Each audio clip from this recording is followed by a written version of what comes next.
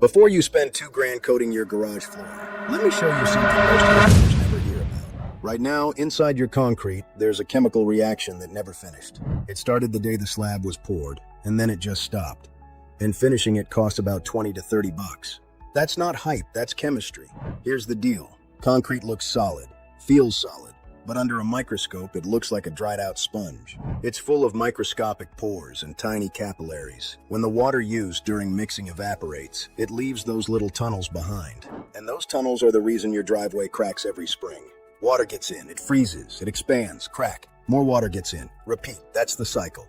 But here's the part most people don't know. When Portland cement cures, it creates something called calcium hydroxide. Think of it like leftover material from the hardening process. It just sits there inside the slab, not doing much. Unless you introduce one specific mineral. That mineral is sodium silicate. It's made from sand and soda ash.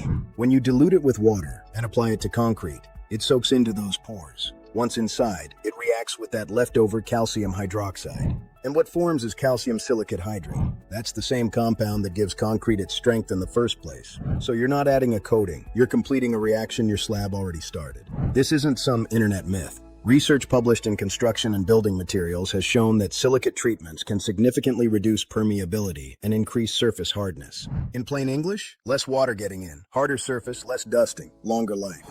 And this chemistry isn't new. Back in 1818, a German scientist named Johann Nepomuk von Fuchs documented water glass, which is sodium silicate.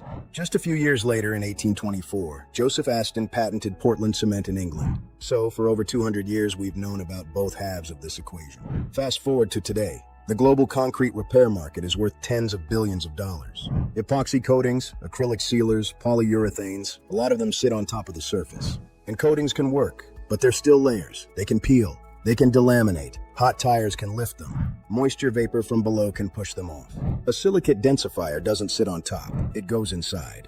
In fact, densifiers based on sodium silicate have been standard in commercial and industrial concrete polishing for decades.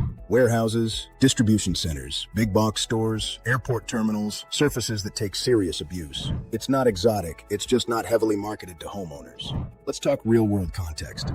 In 2011, during the Fukushima disaster response in Japan, engineers used sodium silicate grouting to help control groundwater movement around damaged structures. When you're dealing with radioactive water containment, you choose materials with a long track record of stability. Your garage floor isn't a nuclear facility, but that decision tells you something about the reliability of the chemistry. Now let's connect this to something even older. In 2023, researchers from MIT published a study in Science Advances examining why ancient Roman concrete has lasted so long. They found that Roman builders used a process called hot mixing with quicklime that allowed their concrete to self-heal small cracks over time. When cracks formed, water would interact with lime particles and create new calcium-based minerals that sealed the cracks. Modern concrete doesn't self-heal like that because it's produced differently. But here's the key connection. The compound that seals those Roman cracks? Calcium silicate hydrate. The same compound formed when sodium silicate reacts inside your slab. You're not recreating full Roman self-healing. Let's be clear about that. But you are triggering the same end-state chemistry, filling pores and microcracks with additional strength-building crystals. Here's how it works in practical terms. Step 1. Make sure your concrete is clean and at least 28 days cured. No existing sealers.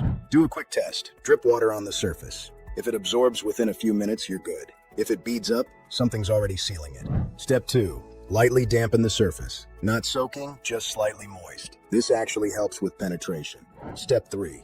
Dilute sodium silicate concentrate, usually 1 part product to 3 or 4 parts water, depending on manufacturer instructions. Step 4. Apply with a pump sprayer in even sections. Keep the surface wet with the solution for about 30 to 45 minutes. Don't let it puddle and dry in thick spots. Move excess around with a microfiber mop or soft broom. Let it cure overnight before heavy traffic. 1 gallon of a sodium silicate densifier typically runs around $20 to $30 at major U.S. retailers and can cover roughly 200 to 400 square feet depending on porosity.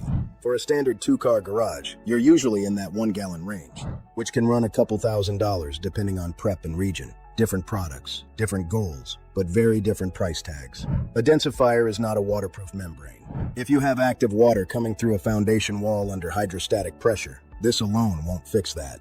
you'd need proper drainage. Also, over-application can leave white residue if it dries on the surface. Always follow manufacturer instructions. And wear gloves and eye protection. Sodium silicate is alkaline. According to the American Society of Civil Engineers' recent infrastructure reports, tens of thousands of U.S. bridges are rated in poor condition. Concrete durability isn't just a homeowner issue, it's a national one.